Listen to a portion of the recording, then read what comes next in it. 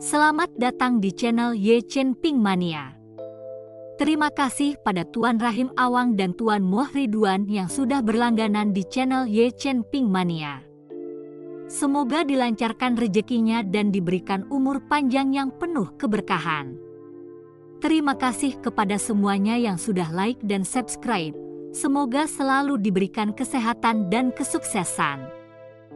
Penguasa Istana Naga Langit bab 4974 sampai bab 4976. Chen Ping tetap diam, pandangannya tertuju pada Rune dengan saksama. Pedang pembunuh naga sudah terhunus di tangannya, bilahnya berkilauan dengan cahaya dingin. Dia menarik napas dalam-dalam dan mengayunkan pedang pembunuh naga dengan kuat, melepaskan ki pedang tajam yang menebas ke arah dinding batu. Ki pedang meledak menghantam dinding batu, menyebabkan debu dan asap mengepul. Namun, saat debu mengendap, dinding batu tetap berdiri kokoh tanpa cedera, bahkan tidak terlihat sedikit pun retakan. Mata Godfrey membelalak saat dia berseru, "Bagaimana ini mungkin? Kakak, pedangmu tidak dapat dihentikan? Bagaimana mungkin?" Chen Ping tidak menanggapi, ekspresinya menjadi serius. Dia mengayunkan pedang pembunuh naga lagi, kali ini menyalurkan lebih banyak kekuatan, bilahnya bersinar terang. Ki pedang yang lebih tebal dan ganas meraung ke arah dinding batu. Namun, hasilnya tetap sama. Dinding batu itu berdiri bagaikan benteng yang tak tertembus, dengan mudah menahan serangan pedang pembunuh naga. "Sepertinya kekuatan kasar saja tidak cukup," kata Chen Ping serius, sambil menyarungkan pedang pembunuh naga. "Pasti ada inti formasi di balik dinding batu ini. Jika kita menemukan inti itu dan menghancurkan formasinya, dinding itu akan runtuh dengan sendirinya." Godfrey menggaruk kepalanya, berkata tanpa daya, "Tapi di mana inti ini? Dindingnya sangat besar, kita tidak bisa mencari setiap inci, bukan?" Chen Ping memejamkan matanya, mengalirkan energi spiritualnya untuk merasakan fluktuasi energi di sekitarnya. Dengan peningkatan teknik menenangkan hati, persepsinya menjadi luar biasa tajam, bahkan mampu mendeteksi perubahan energi sekecil apapun. Beberapa saat kemudian, matanya terbuka, terkunci pada sudut di sisi kanan dinding batu. Rune di sana tampak berkedip sedikit lebih cepat daripada di tempat lain, dengan tanda-tanda samar konvergensi energi. "Kemungkinan besar memang di situ," kata Chen Ping sambil menunjuk ke sudut. Tanpa ragu, Godfrey bergegas ke arahnya. Dia mengangkat tinjunya dan menghantamkannya ke tanah di tempat. Namun saat tinjunya mengenai sasaran, sebuah gaya tolak yang kuat muncul kembali, melemparkannya dan menghantam tanah dengan keras. "Hati-hati. Inti dari pertahanan ini kuat," Chen Ping memperingatkan, sambil bergegas membantu Godfrey berdiri. Keduanya mulai dengan hati-hati menyelidiki inti tersebut, mencari cara untuk memecahkannya. Chen Ping mengeluarkan beberapa batu roh dari jubahnya, menatanya dalam pola tertentu untuk mengganggu aliran energi inti dengan kekuatannya. Begitu batu roh itu diletakkan, rune di intinya bersinar lebih terang, dan kekuatan tolak yang kuat melonjak ke arah mereka. Chen Ping segera menyalurkan energi spiritualnya, membentuk perisai pelindung di depan mereka untuk memblokir kekuatan itu. Sambil menggertakkan giginya, dia terus-menerus menyesuaikan posisi dan urutan batu roh. Akhirnya, setelah beberapa kali percobaan, cahaya rune di inti menjadi tidak menentu, dan dinding batu mulai bergetar sedikit. Dengan getaran hebat, dinding batu itu runtuh, memperlihatkan pemandangan di belakangnya. Mata Chen Ping dan Godfrey membelalak, terpana dengan apa yang mereka lihat. Di hadapan mereka terhampar jajaran batu abadi yang berkilauan dengan cahaya keemasan, batu-batu itu bervariasi dalam ukuran. Masing-masing memancarkan ki abadi yang pekat, aura gabungannya 1000 kali lebih kaya daripada luar. Urat batu abadi itu berkelok-kelok dan membentang ke kejauhan, tampak tak berujung. Kita kaya. Kakak, kita benar-benar kaya. Teriak Godfrey, melompat kegirangan, wajahnya berseri-seri karena kegembiraan. Dia dengan bersemangat mencoba untuk maju ke depan untuk mengumpulkan batu-batu tersebut, tetapi ditarik kembali oleh Chen Ping. Hati-hati, harta karun seperti urat batu abadi ini pasti ada penjaganya, kata Chen Ping sambil mengamati sekelilingnya dengan waspada. Pada saat itu, suara tawa yang mengerikan bergema dari kedalaman urat nadi. Dua semut yang sembrono berani menginginkan urat batu abadi raja ini. Bersamaan dengan suara tawa itu, segerombolan setan menyeruak keluar dari kedalaman urat nadi. Terima kasih masih menyimak channel Chen Ping Mania. Setan-setan itu bentuknya bermacam-macam, ada yang bersayap besar, ada pula yang ditutupi duri-duri tajam. Mata mereka bersinar dengan cahaya hijau yang menakutkan, dan api hitam menyembur dari mulut mereka, menghanguskan tanah menjadi lubang hitam kemanapun mereka pergi. Setan pemimpin itu sangat besar, tingginya 10 zang, dengan 3 tanduk besar tumbuh dari kepalanya. Ia memegang kapak perang raksasa, bilahnya memancarkan sinar dingin yang membuat bulu kuduk meremang.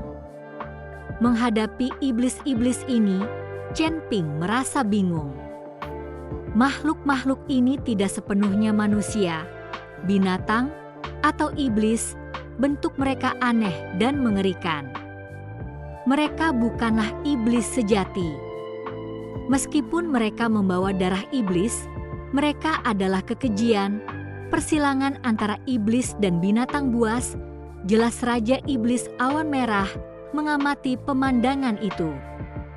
Mereka mungkin tampak mengerikan, tetapi mereka mewarisi kekuatan binatang buas dan keganasan iblis.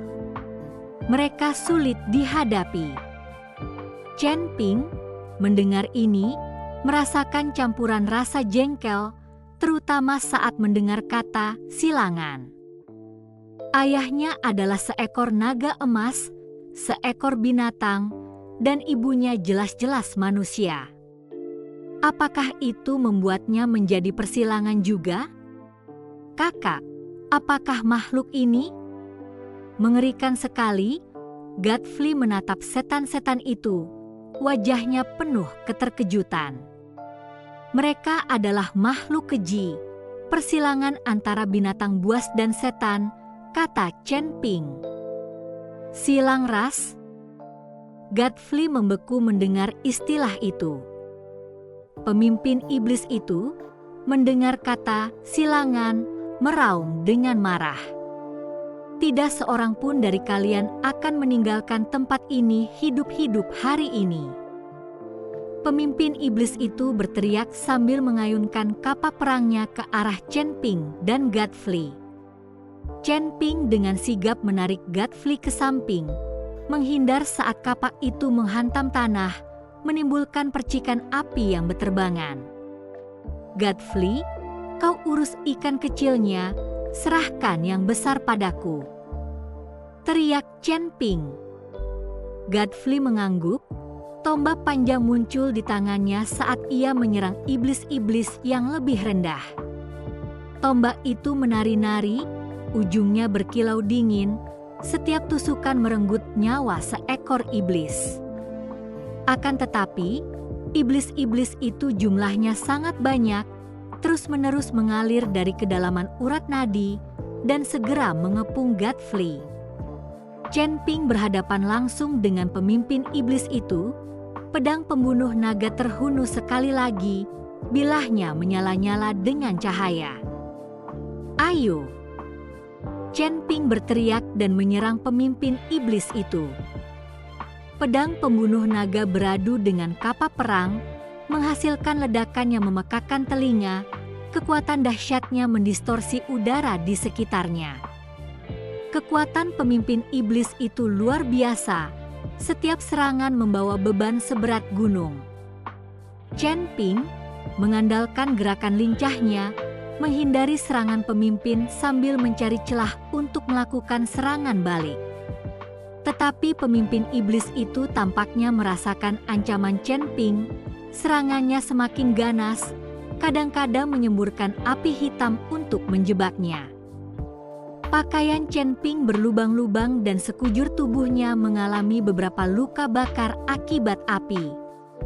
Namun dia tidak menunjukkan tanda-tanda mundur, tatapannya semakin tegas. Sambil menarik napas dalam-dalam, dia menyalurkan energi spiritualnya dengan ganas. Cahaya pedang pembunuh naga semakin kuat. Mati kau! Chen Ping meraung, melepaskan serangan terkuatnya. Aura pedang raksasa membumbung tinggi ke langit, menebas ke arah pemimpin iblis. Pemimpin iblis itu, tanpa gentar, mengayunkan kapak perangnya. Sinar kapak hitam bertemu dengan aura pedang. Tabrakan itu memicu ledakan dahsyat. Gelombang kejutnya melemparkan setan-setan di dekatnya. Chen Ping terlempar ke belakang oleh ledakan itu, menabrak batu besar, darah menetes dari mulutnya. Pada saat itu, teriakan Godfrey menembus udara. Chen Ping menoleh dan melihat Godfrey dikelilingi oleh setan. Tubuhnya penuh luka, situasinya mengerikan. Dengan jantung berdebar kencang, Chen Ping mengabaikan luka-lukanya sendiri dan bergegas menuju Godfrey. Sambil mengacungkan pedang pembunuh naga, dia menebas para iblis yang menyerang Godfrey dan menariknya ke sisinya. Kakak, iblis-iblis ini terlalu kuat, kita bukan tandingan mereka. Godfrey tersentak, wajahnya terukir kelelahan dan ketakutan. Terima kasih masih menyimak channel Ye Chen Ping Mania. Chen Ping menggertakkan giginya, kilatan tekad terlihat di matanya. Dia mengeluarkan Demon Whipping Lash dari jubahnya, senjata yang secara khusus dirancang untuk melawan para pembudidaya iblis. Cambuk itu melesat di udara, berbunyi keras, ujungnya merobek tubuh para iblis, membuat darah berceceran. Akan tetapi, sang pemimpin iblis tetap tidak terpengaruh, menyerang Chen Ping dan Godfrey dengan kapak perangnya terangkat. Setan agak berbeda dari para pembudidaya setan, jadi kekuatan cambuknya berkurang secara signifikan. Chen Ping menguatkan dirinya dan mengeluarkan busur Raja Dewa. Busur Raja Dewa, artefak dewa kuno, sangat kuat tetapi membutuhkan energi jahat berpola Dao dalam jumlah besar untuk digunakan. Chen Ping menyalurkan energi jahat ke dalam busur, dan tak lama kemudian sebuah anak panah terbentuk. Batangnya berkilauan dengan cahaya yang menyilaukan. Mati kau! Teriak Chen Ping sambil melepaskan tali busur. Anak panah itu melesat seperti sambaran petir keemasan ke arah pemimpin iblis itu.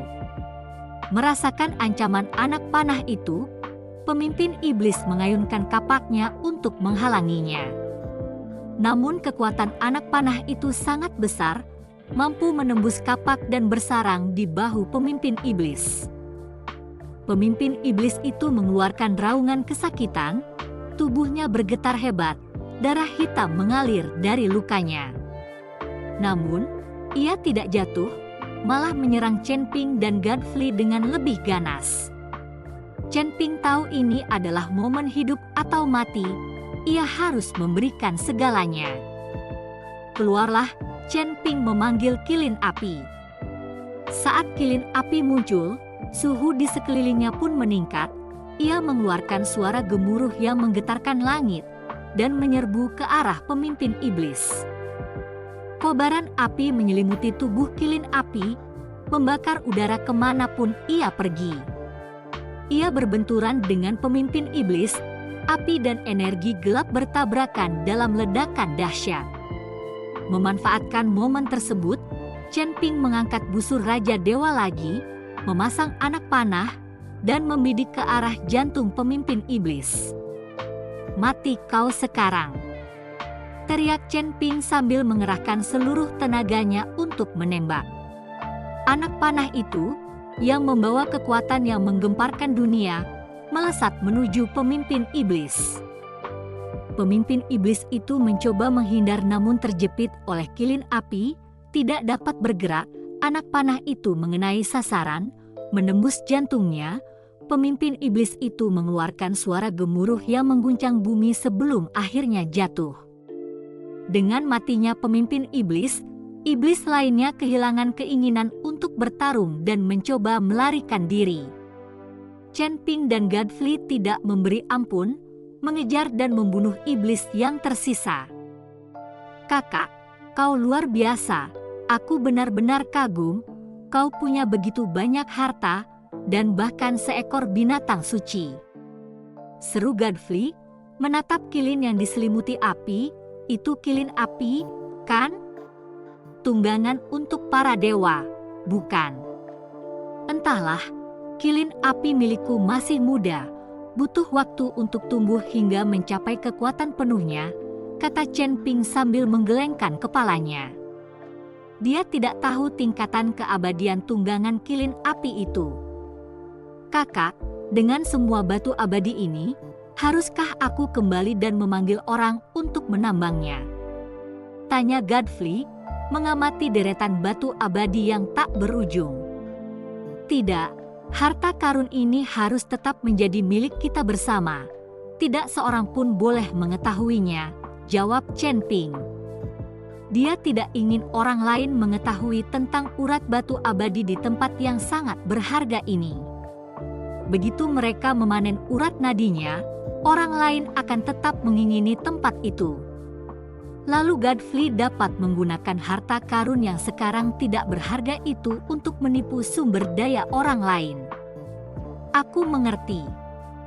Godfrey mengangguk. Chen Ping memandangi urat batu abadi itu. Baik tas penyimpanan maupun cincin tidak dapat menampung semuanya. Tetapi meninggalkan pembuluh darah di sini membuatnya gelisah. Bersambung.